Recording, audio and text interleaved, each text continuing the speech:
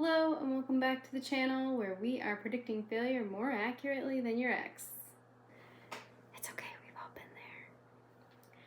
Today we're tackling a topic that every mechanical designer needs to know, and that is predicting failure of ductile materials. Because let's face it, things break, and it's kind of our job to predict when that will happen before someone ends up with a very expensive paperweight. We're going to be talking about 3 of the heavy hitters in the failure world, and those are the maximum shear stress theory. This is the old school, no frills, Tresca approach. We'll talk about the distortion energy theory, which is where the von Mises stress comes from, the favorite child of most finite element analysis software. And the wild card, we will talk about the Ductile Coulomb-Mohr theory, which sounds fancy because it is.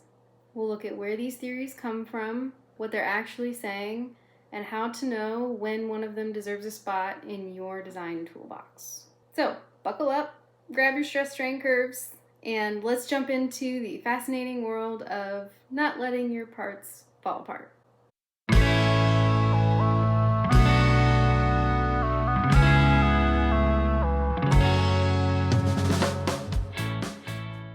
So let's revisit the flowchart that we built in our last video, and today we are just going to be focusing on this half of our flowchart. So we're going to start from the furthest right theory on the chart and we'll work our way to the left. So coming up first, we're going to talk about the maximum shear stress theory, which is a more conservative theory as compared to the distortion energy theory. And we'll draw some charts to show you exactly why that is. All right, so maximum shear stress theory for ductile materials.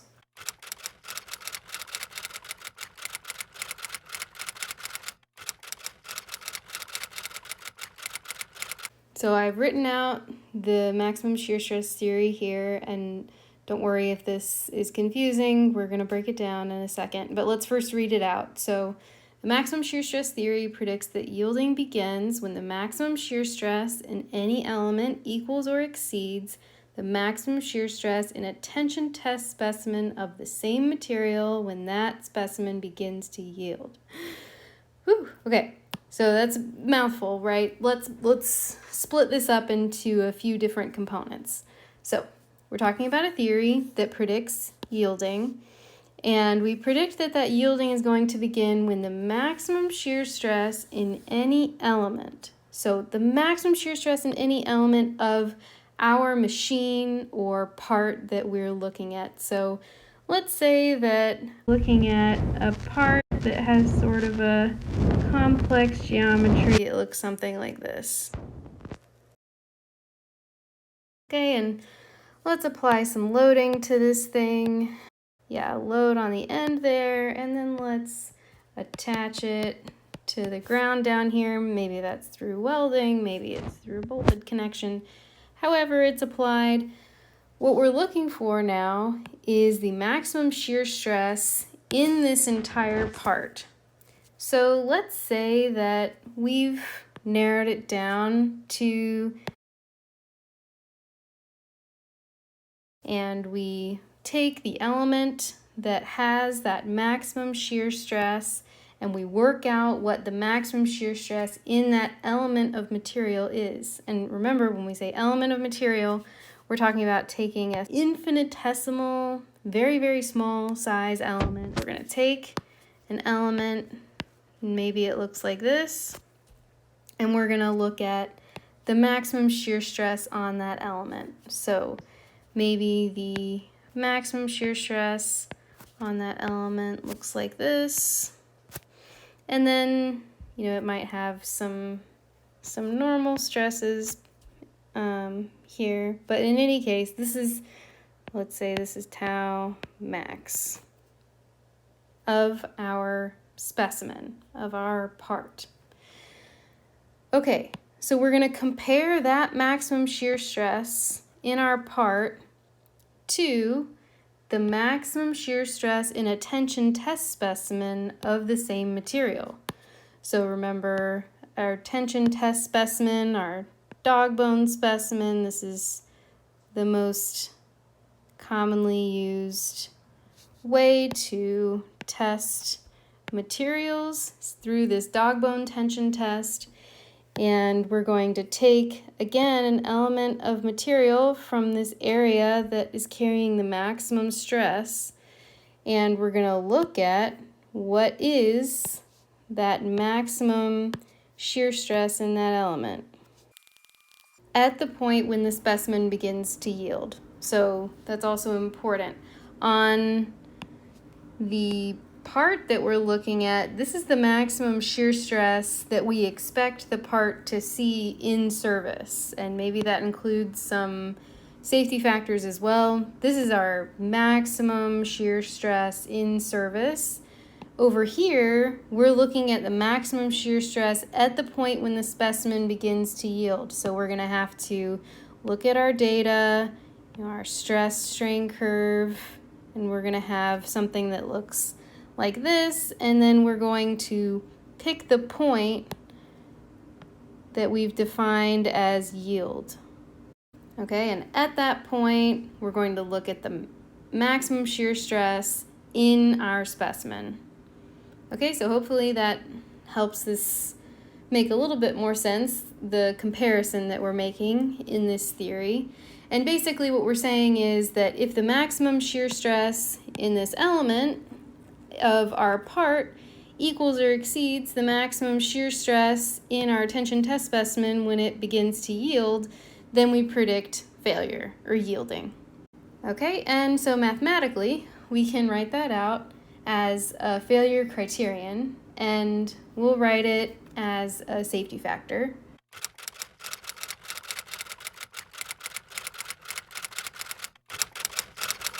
All right, here's our failure criterion for the maximum shear stress theory. A fairly simple equation, right? We're taking the ratio of the yield strength of our material to 2 times the maximum shear stress in our specimen. And that is also equal to sigma 1 minus sigma 3, where these sigmas are the ordered principal stresses. So if you're fuzzy on what I mean by principal stresses, go take a look at Mohr's circle. And remember that those principal stresses, we like to always place them in order from most positive to most negative principal stress. Okay, and if you place them in that order, then this equation with sigma 1 minus sigma 3 will always work. If you don't place them in that order, this equation might not give you the right answer. All right, and we set that equal to n, which is our safety factor. Now remember, if this safety factor is less than or equal to 1, then failure is predicted. So often what we will do in order to find the limit is we'll set this n equal to 1 so that we know, for example, that our yield strength will need to be greater than 2 times the maximum shear stress predicted in our material. Now, this works in 3 dimensions. What I've drawn up here is actually a plane stress state, and in a plane stress state, we can draw a nice 2-dimensional failure envelope comparing our 2 stresses. So let's continue looking at a plane stress state, although, again, this equation will work for 3-dimensional stress. Okay, and let's just draw the stress element here really fast.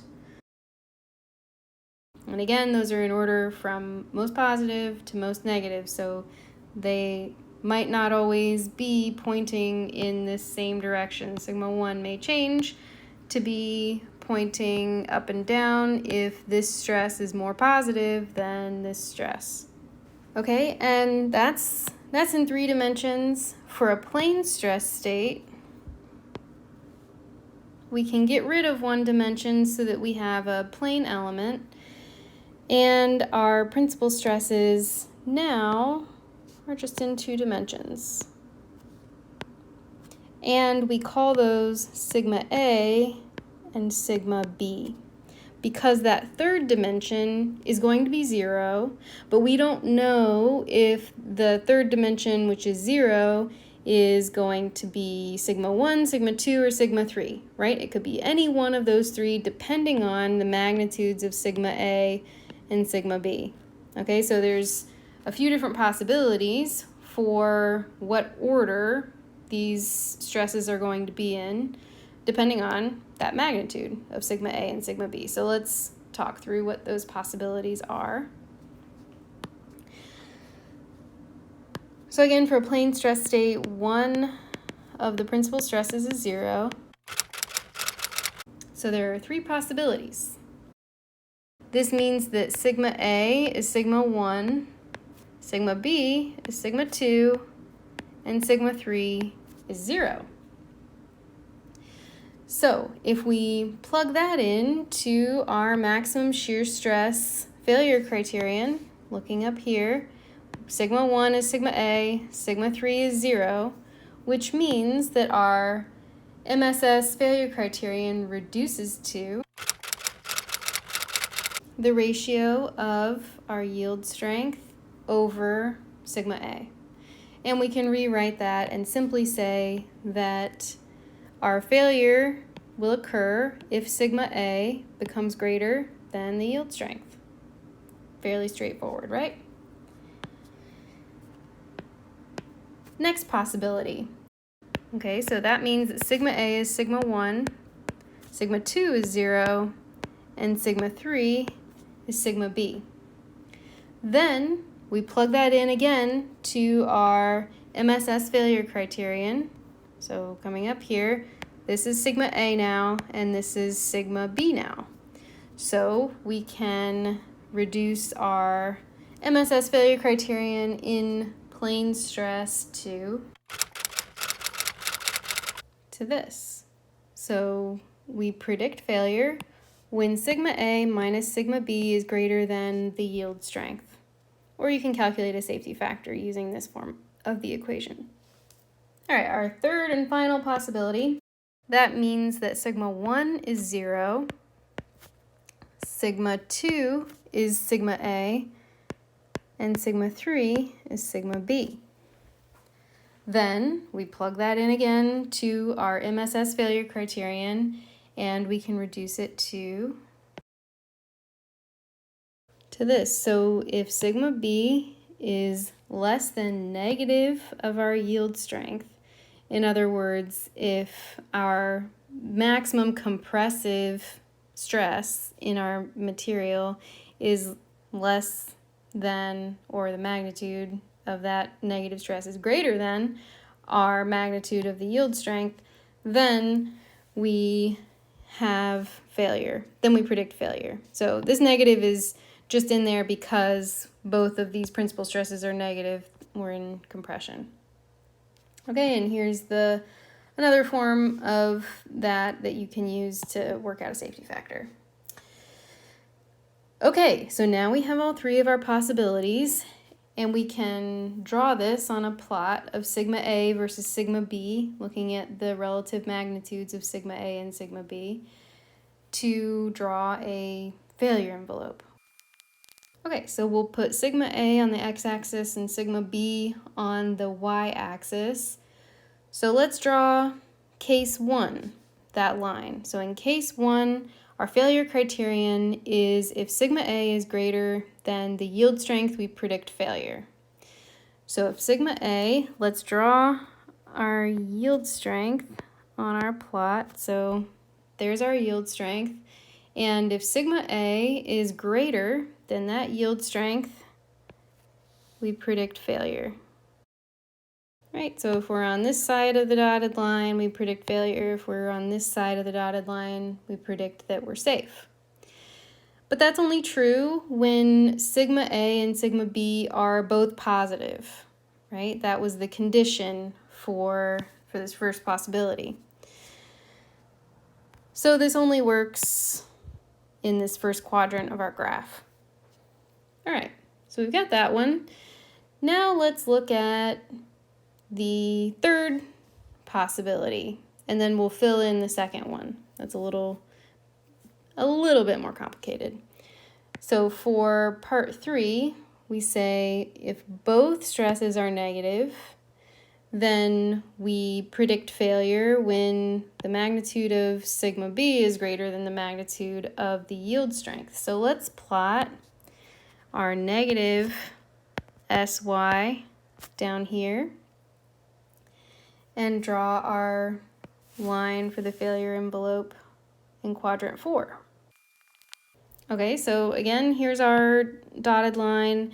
If the magnitude of sigma b is more negative, greater magnitude than our yield strength, then we predict failure. So if we're on this side of the dotted line, we predict failure. If we're on this side of the dotted line, we predict that we are safe. And once again, we have to look at our condition here. So this possibility, so this condition is that both of the principal stresses, sigma A and sigma B, must be negative, which means that we have to be in this 4th quadrant. So let's make this dotted line only in that 4th quadrant. All right, now let's look at possibility number 2. So possibility number 2 says that if sigma A is positive and sigma B is negative, that puts us into this quadrant. If those two things are true, then our failure criterion is that if sigma A minus sigma B is greater than our yield strength, then we predict failure. And what this works out to, right, is a line with a slope. So remember y equals mx plus b. Sigma A is our x, sigma b is our y, and sy is going to end up being our b factor. So you can work this out yourself, but essentially that ends up being a straight line that connects these 2 points. And you can prove that to yourself, at least at the ends, very quickly by just plugging in let sigma A equal sy. You'll find that sigma B's got to be 0. Let sigma B equal negative sy. You'll find that sigma A has to be 0. So there's our lines. Okay, this was line number 1, line number 2. The other thing we can do is flip the envelope that we've just drawn over this symmetry line. I'm going to flip it over this line where sigma A equals sigma B. And now we have our failure envelope. So as long as our stress state, sigma A and sigma B, as long as those points are somewhere within this envelope, somewhere inside these dotted lines, then we predict that our design, or that element at least, is going to be safe. It's not going to fail. Okay, so let's say, for example, we have a stress state at this point A. Okay, so both of our principal stresses are positive, both in tension, and we're inside the failure envelope, which means that we don't predict yield of this element. Now let's draw a straight line from the origin through this point A and just keep it going until we intersect our failure envelope. Okay, and that intersection point I'm going to label point B. So this straight line that passes through the origin and through our stress state is called the load line. And we can use the load line to find our factor of safety. So if point A represents our stress state and point B represents the stress state of that same element at the critical load, right? Because we're just saying that if we increase the magnitude of this load from 0 up to our current stress state, let's just keep increasing that magnitude proportionally until we intersect our failure envelope.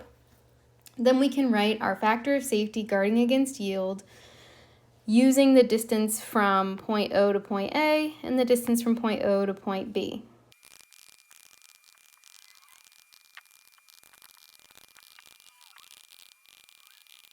All right.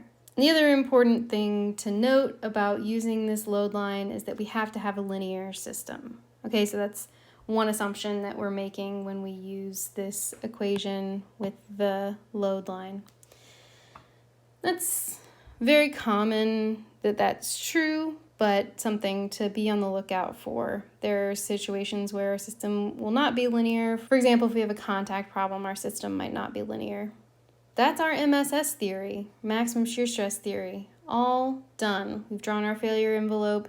Now let's move our attention to the distortion energy theory.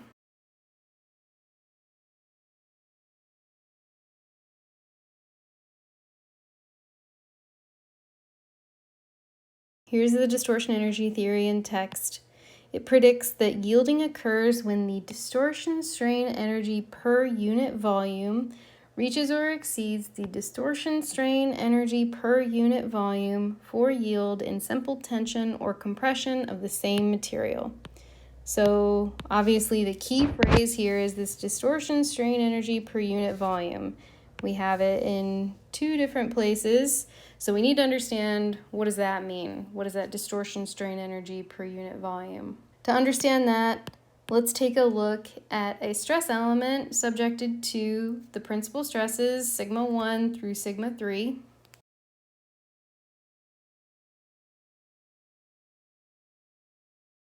All right, so here's our stress element with our triaxial stresses sigma 1, sigma 2, and sigma 3. We can separate these principal stresses into two components. We'll have a hydrostatic component and a distortional component.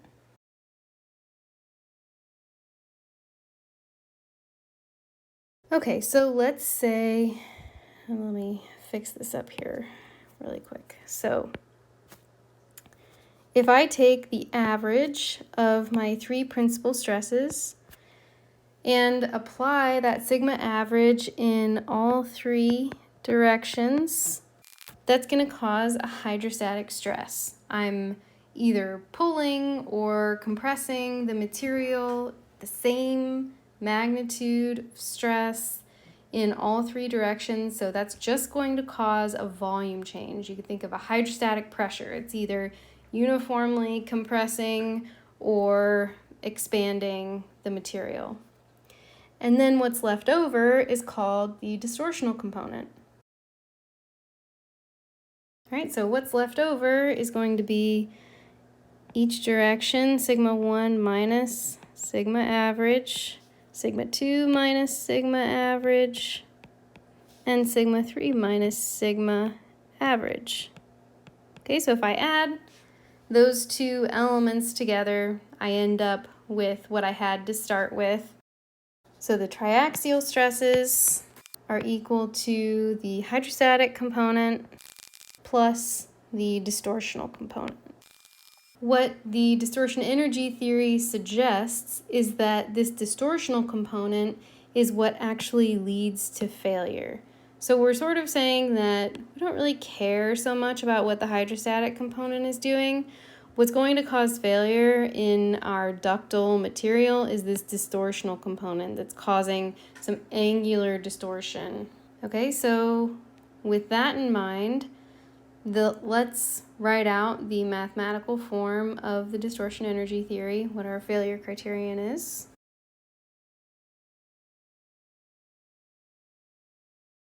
Looks fairly straightforward, right? So here's our distortion energy theory failure criterion. Simply says that our safety factor is equal to the yield strength divided by the von Mises stress. And I'm going to write out the von Mises stress in the equation form.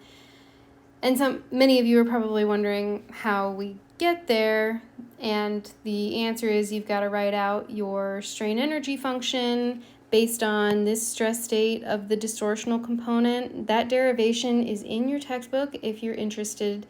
I do not expect you to be able to derive this or to necessarily know all the steps to get from this distortional component of your stress state to the von Mises stress. I'm going to give you that equation on your equation sheet for any exam.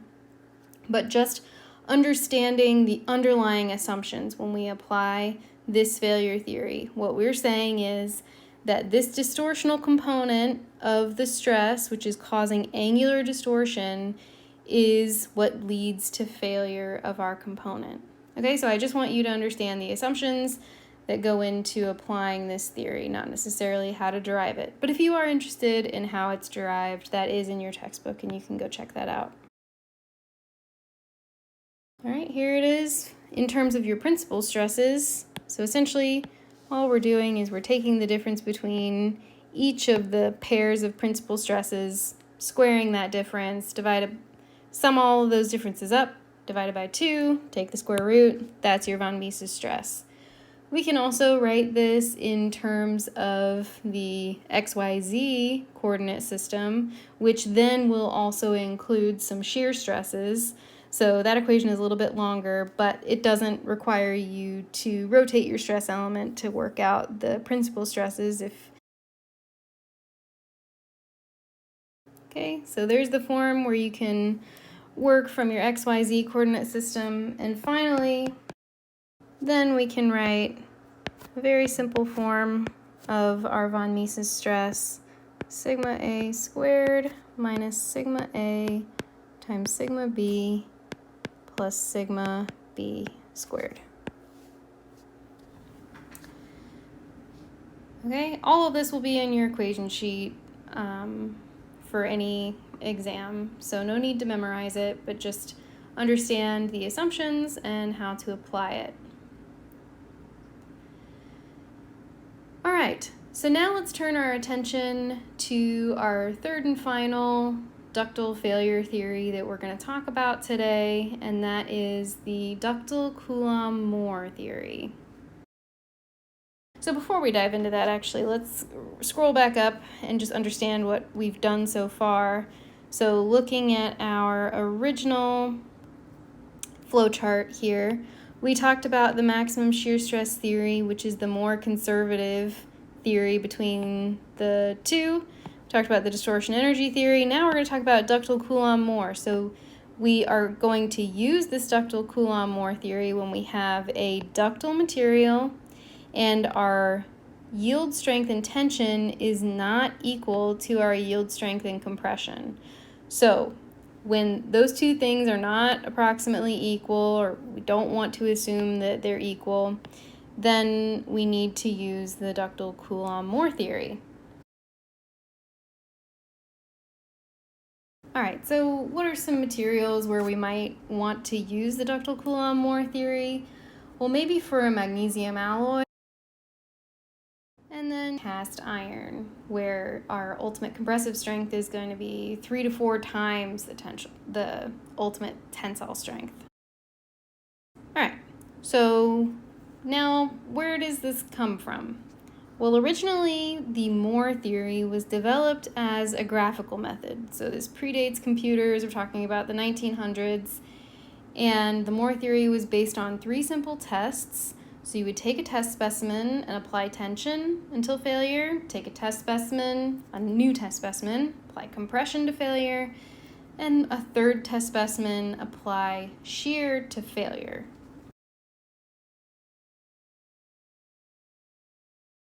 Okay, and then they would take the results from each of those 3 tests and build a Mohr circle for each one. Okay, so for example, for the uniaxial tension test, the Mohr circle might look like this. Our first principal stress would be the tensile strength of the material. Our other principal stress is going to be 0. And then for a uniaxial compression test, the Mohr circle might look a little bit bigger. Maybe it looks something like this. And our first principal stress is going to be 0 in that case, and negative of the compressive strength of the material. And then, of course, we have a shear experiment. So the Mohr circle be centered on 0, where we have our maximum shear strength at the top of this circle. And our Mohr failure curve would be a line that is tangent to all 3 of these circles. A little bit of trouble drawing a smooth curve here, but hopefully you get the picture. This is our Mohr failure curve. All right, so now let's talk about a variation of Mohr's theory, which is called the Coulomb-Mohr theory. And this variation allows us to just do 2 tests rather than 3, just tension and compression. And then our failure curve is going to be assumed to be a straight line rather than this curved line that's tangent to the 3 circles.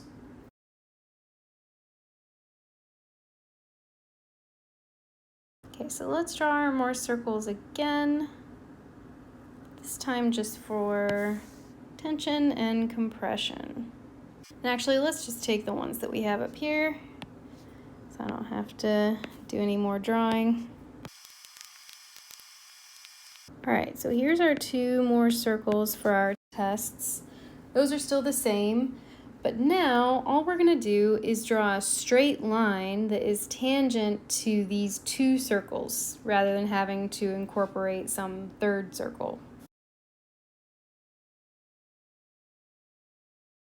So now, if, let's say I have a stress state which is just on the cusp of this failure line, it's just about to go over this failure envelope. So our sigma 1 maybe is here, and our sigma 3 maybe is over here. Let's draw our Mohr circle. Well, I said it needs to be on the cusp of failure, so let's make it a little bit bigger. All right, so here's a stress state that is just on the border of our failure envelope. It's about to be, we're about to predict failure for it. And we can use this conceptually to write our failure criterion for the Ductile Coulomb-Mohr theory. And note that I'm writing ST and SC rather than SYT and SYC for yield, or SUT and SUC for ultimate, because either yield or ultimate strength can be used with this theory.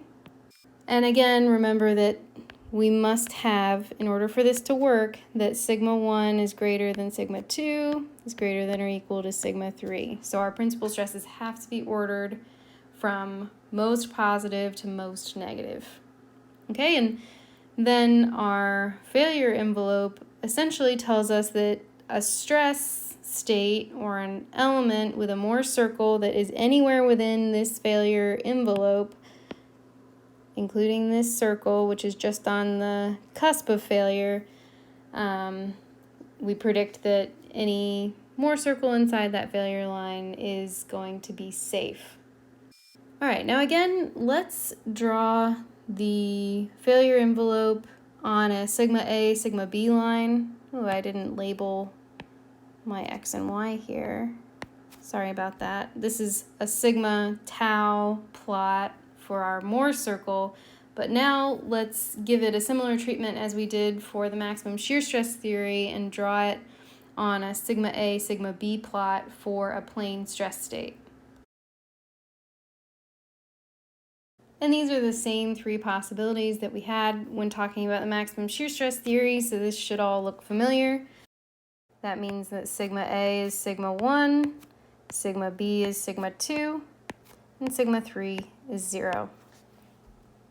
When that's the case, our failure criterion, this Ductile Coulomb-Mohr failure criterion, so I'm plugging in sigma A into here, and I'm plugging in 0 in for sigma 3. When I do that, our failure criterion reduces to, we predict failure when sigma A is greater than our tensile strength of the material. Straightforward, right? That means that sigma A is sigma 1, sigma 2 is 0, and sigma 3 is sigma B. Then our failure criterion is, it's not a whole lot of simplifying we can do in this case. We still have this ratio of sigma A to the tensile strength and sigma B to the compressive strength in our failure criterion. And then possibility number 3, which means that sigma 1 is 0, sigma 2 is sigma A, and sigma 3 is sigma B. Then when sigma B, or sigma 3, becomes less than the negative compressive strength of our material, we predict failure.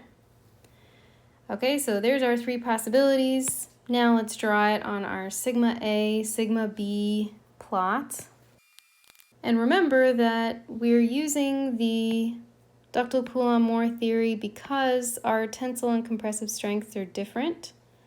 And so likely we're going to have sort of a lopsided graph. So I'm going to try to represent that accurately. All right, let's look at possibility 1. Remember, possibility 1 is when both of our principal stresses are positive. So we're looking in this first quadrant. And in that first quadrant, our failure criterion is when sigma A is greater than our tensile strength, we predict failure. So I'm going to draw that dotted line at the tensile strength of the material. That's our line for possibility 1. For possibility 3, we have both of our principal stresses negative, which means we're in this bottom left quadrant of our graph over here. And our failure criterion over there is reduced to sigma B being less than negative SC. So let's put SC down here. That's line number 3. And line number 2, again, this is going to reduce to the equation of a straight line. Remember, sigma A is our x variable, and sigma B is going to be our y variable, and we can turn this into a form y equals mx plus b. And I encourage you to prove this to yourself on your own. It's going to turn into a straight line that connects the endpoints of 1 and 3. All right, and we know that we're in this bottom right quadrant because one of our stresses is positive and one of our stresses is negative. Again, we can flip this over the y equals x line or the sigma A equals sigma B line and say that we know this needs to be symmetric. All right, and this is our failure envelope for the Ductile Coulomb-Mohr theory.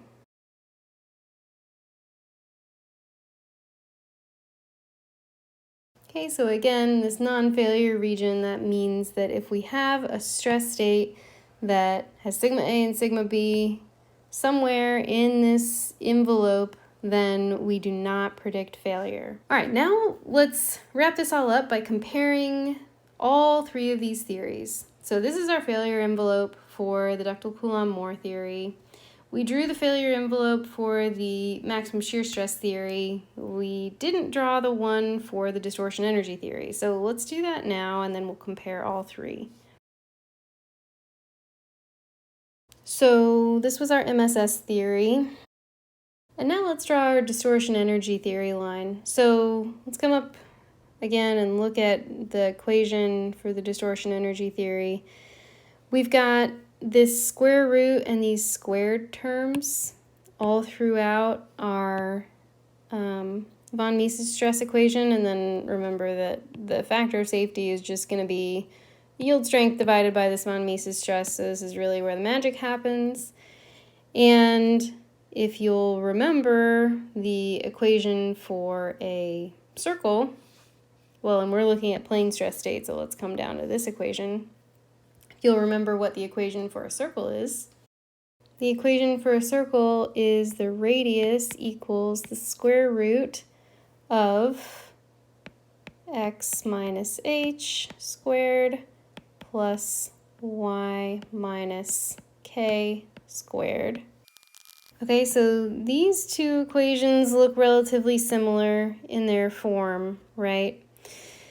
And it turns out that the distortion energy failure envelope, when it's plotted, it's not a circle, it's an ellipse. So pretty close. Okay, and that ellipse, it actually intersects the maximum shear stress theory at a few different points. Okay, so again, it's not the smoothest ellipse, but hopefully you get the picture. This is our distortion energy theory envelope. And this green area that I've shaded in is extra room in our failure envelope where we still are not predicting failure with the distortion energy theory, although we would with the maximum shear stress theory. Okay, so for example, if I had a stress state with a combination of sigma A and sigma B that put me at this point, call that one A, I would predict failure with the maximum shear stress theory, but I would not predict failure with the distortion energy theory. And going back up to our flowchart in the beginning, this is exactly why the distortion energy theory is less conservative than the maximum shear stress theory, because we have that extra room for stress states where we would predict failure with maximum shear stress, but we don't predict failure with the distortion energy theory. Although it turns out that the distortion energy theory typically is more accurate than the maximum shear stress theory. Comparing these two theories, we can see that for a few locations, they're equal to one another. And I encourage you to go compare the two and try plugging in, when sigma A is equal to the yield strength and sigma B is equal to 0. So this point here, for both the MSS theory and the distortion energy theory, and see that they give you the same answer at that point. So, and it doesn't really make sense to try to plot the MSS, the DE, and the DCM theories all in the same plot, because the Ductile Coulomb-Mohr has different compressive and tensile strengths. But you can see where the strengths of each theory lies when we compare them in this way, right? So MSS, this is the sort of quick and dirty, very straightforward method, but pretty conservative. The distortion energy theory is less conservative, more accurate, but requires some more calculation to be done. And both the MSS and the DE theory assume that our yield strength is the same in tension as it is in compression. If that's not true, then we need to use the Ductile Coulomb-Mohr theory so that we have this sort of lopsided failure envelope where we get a little bit more room. If we have, say, a greater compressive strength, we make our failure envelope larger for those negative compressive stresses. All right, so I hope that this video was helpful. I know it was a bit long, but there's a lot to talk about for ductile failure theories. And in our next one, we'll cover the other half of this flowchart. So we'll get to discussing brittle failure theories, and then we'll start doing some examples to put it all into practice. So I hope this video was helpful. I hope you're looking forward to seeing more, and thank you for watching.